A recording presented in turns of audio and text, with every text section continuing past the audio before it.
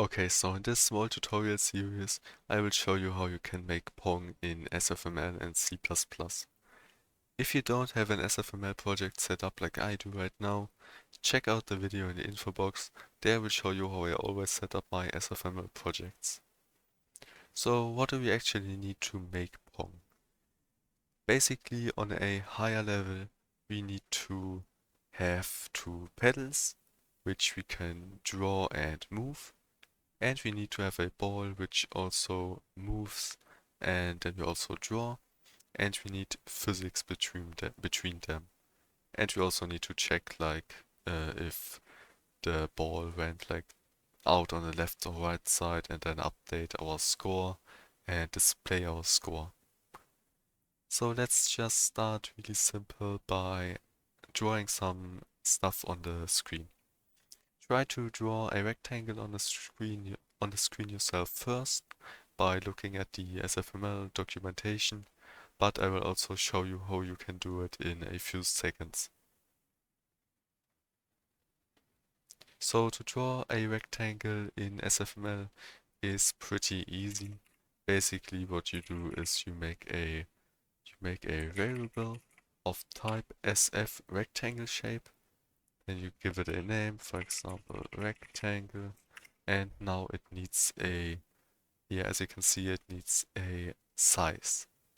And the size, as you also can see, is a SF vector to F. So what we do is SF vector to F. And now we just put some size. So the first number is the X size, and the second one is the Y length. So we can do something like 100 by 200. Now we have our variable called rectangle. This doesn't get drawn, obviously. What we now need to do is we need to check the window gets cleared here, okay? On line 20. And it displays everything at line 22. So we need to draw the rectangle between clearing the window and displaying everything. So let's have a couple of more lines here, and let's just do it here. We draw something by doing window.draw, and now we just pass in the variable, for example rectangle for me. And if you now start the project, you will see that we now draw a rectangle by the size of 100 and 200. So now another exercise for you. Try to change the position of the rectangle and change the color of the rectangle. This should be pretty simple, but again, I will show you how you can do it in a few seconds. So to change the color and position of the rectangle, what you do is you write your variable name and now dot set. Now you have several stuff you can change. So for us, what we want is the position. And now we can just give it another position. Again, we can just pass in like this. This would work. But what you can also do is do SF vector to F and do it like this. Doesn't matter. So what do we want our position to be? Let's try to draw it like just somewhere middle-ish. So like 350 and let's say like 250. This is middle-ish. We now run the project again. The rectangle is kinda in the middle. So let's now also change the color. For the color, we also write our rectangle dot set. And now if we look at the functions we have, the only one that makes sense is set fill color. And as you can see, it takes in, oh my bad.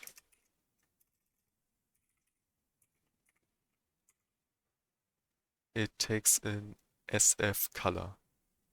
So let's do that. SF color. And now we have a lot of different colors to choose. We could also make our own, but let's just choose one here. How about magenta? Magenta looks nice, I'd say. If we now do it again, we can see that we have a magenta rectangle in kinda the middle of the screen by the size of 100 and 200. So there we go, we drew our first thing. But our background it doesn't look great at all. It's just really black. Let's try to change that. Try it yourself first. How would you change the background color?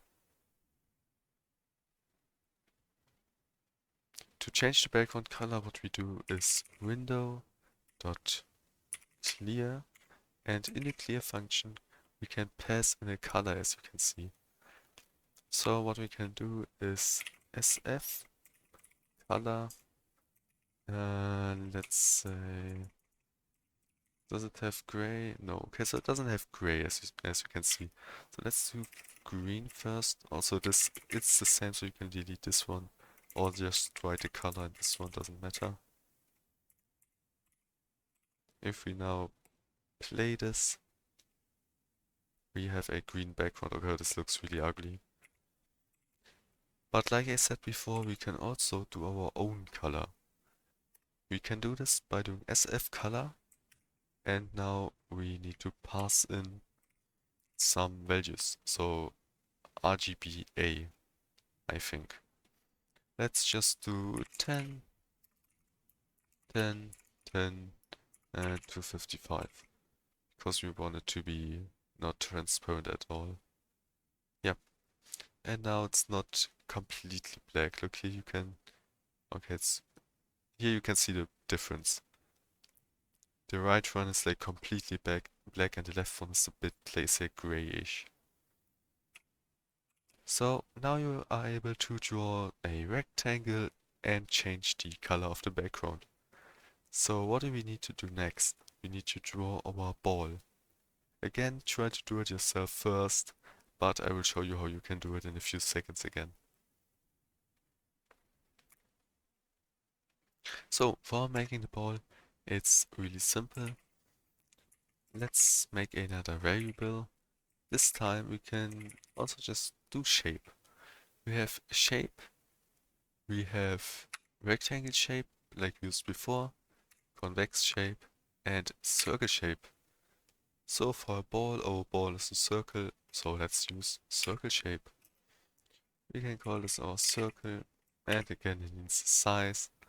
A circle it doesn't use like, it has like a diameter, so only one variable. Let's do, yeah, 50 is good. And now, how do we draw this? Again, pretty easy, window.draw circle. Now let's run this. There we go. There's our circle.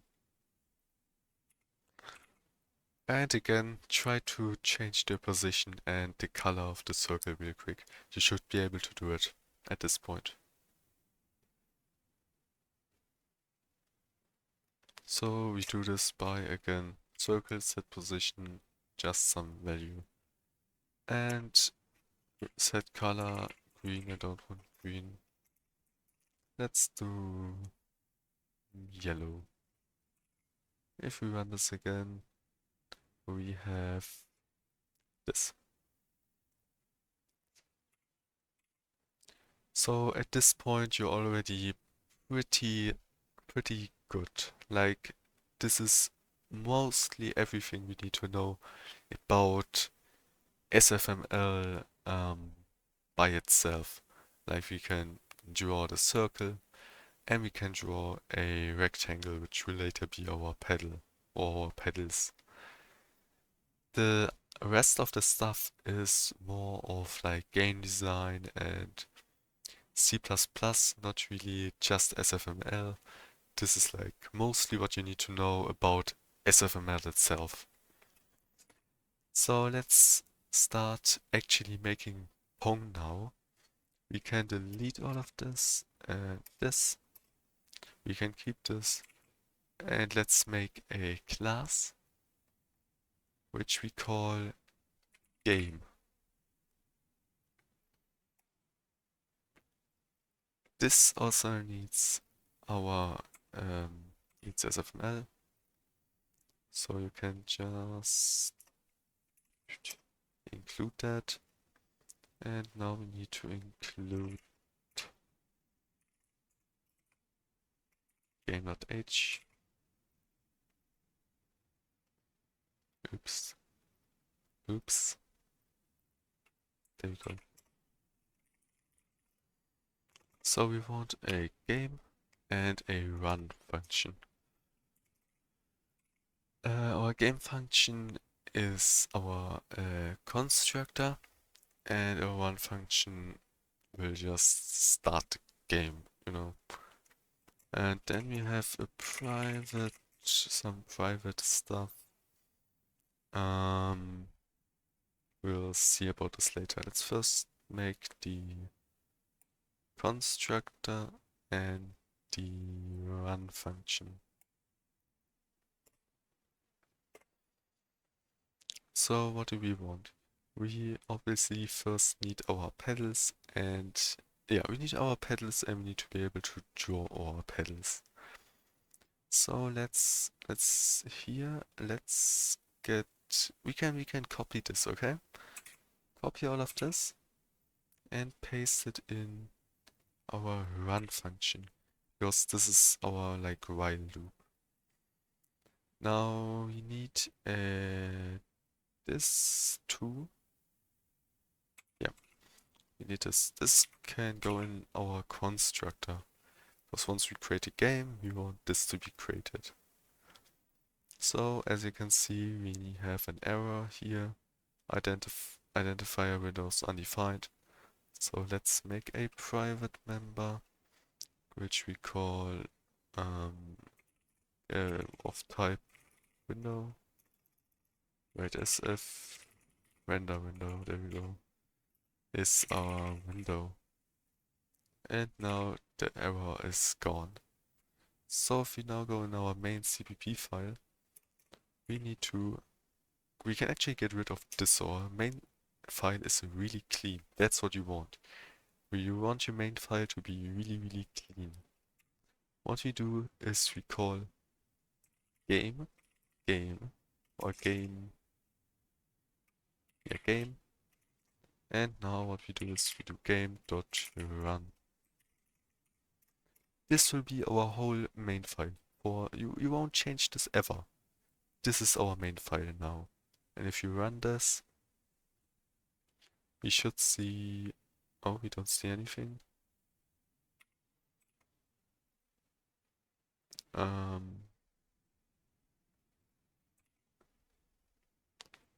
We don't see anything. Ah, okay. Look at this. We make a window, but we make this as a variable right here. So this accesses this variable, but this is a separate variable. So we need to just do variable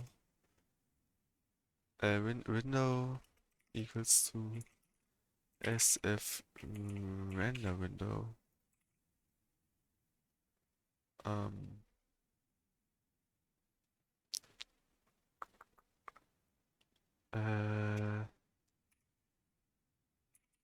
Create. Okay, you have to do it like this. Window.create. If we now do this, there we go. And this should also be, yeah, it's also our color. So as you can see, it does get, oops, this run function, this does run the whole time. Okay, great. So now let's make another class called pedal. This again needs needs SFML.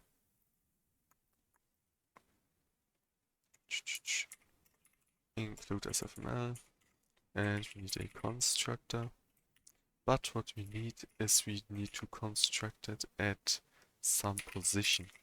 So we use this as our position.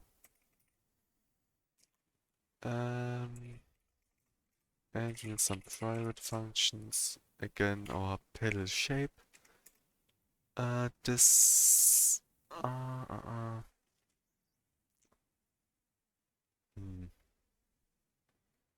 I think we can not use them. I think we are fine without it. And we need our position and we need. Yeah, this is fine for now. Actually, let's do a void draw function, which obviously needs a window. So we implement this and we implement this. Here what we want to do is make our pedal shape.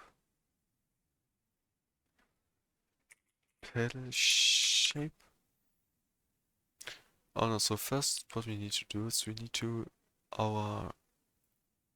this variable needs to be the position that we pass in. We do this by making a semicolon here, and now we make our position, and we pass in our position. That's it. Now we can do pedal shape dot set position is position.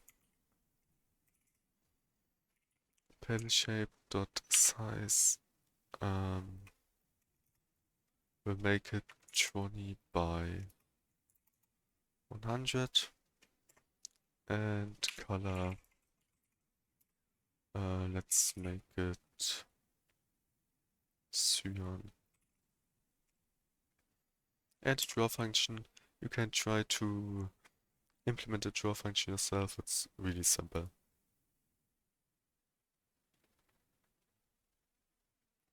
So for the draw function, just do window.draw pedal shape. And now in our game, we again need our pedals. So add the constructor. And first we need to include our pedal. And now let's make two variables, player 1 and player 2.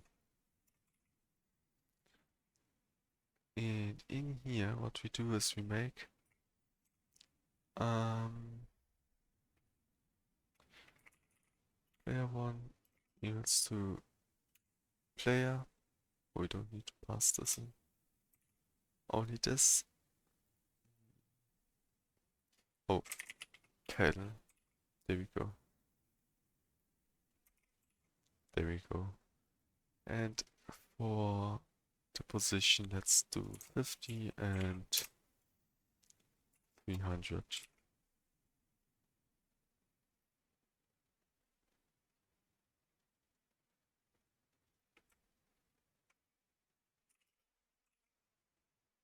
Okay, what am I doing wrong? Ah, okay. Oh no, wait. Oh, okay. Problem is this. Can we do this? Is null? No. But this is the problem, right? Oops. Yeah, player 1 is pedal.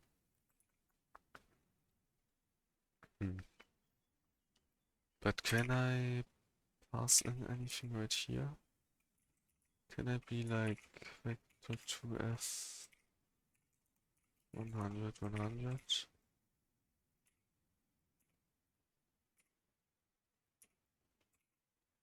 No. player 1.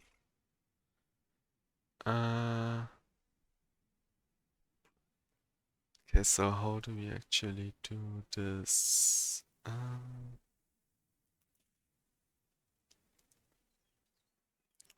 Player 1 equals to a pedal.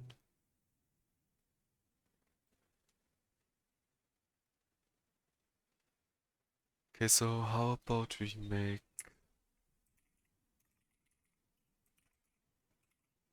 How about we do this? Would this work? Yes, I think this would work actually. Yeah, okay. So we just need to add a pedal constructor that doesn't take in anything. So now we make our second pedal. Yeah, this is fine. And now we need to draw them. So we can just call player1.draw, pass in the window, player2 do the same thing. There we go. Now both get drawn. So as you can see, they are a bit off. The position is a bit off. 50 is fine. 300 is too much. This should be about 250. And this is too much too, I would say. Let's do like this. Let's see. Yeah, this looks better. This looks good. Yeah, okay. So now let's add one last thing, which is to actually move the pedals. How I would like to do this is by having a function called move, and we pass in an integer direction. So if this integer is 1, we move the pedal up. If it's -1, we move it down. We implement this. What we do is, yeah, we check both of this. This we can make into a variable called speed. Yeah. So let's go and make this load speed equals to 10 and now we need to call this. But first we need to check for input. So what we do is let's make a function for this. A private function called handle input. We create this, and we want this to be here. This gets in here, and we do it first. So handle input. So what we check is we check if is key pressed. This is basically what we do.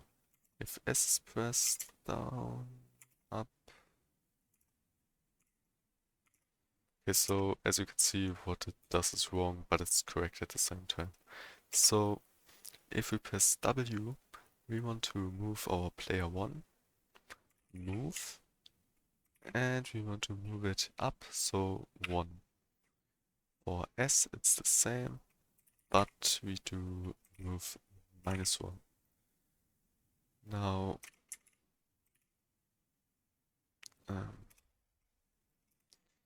for player 2, it's the same thing. Oops.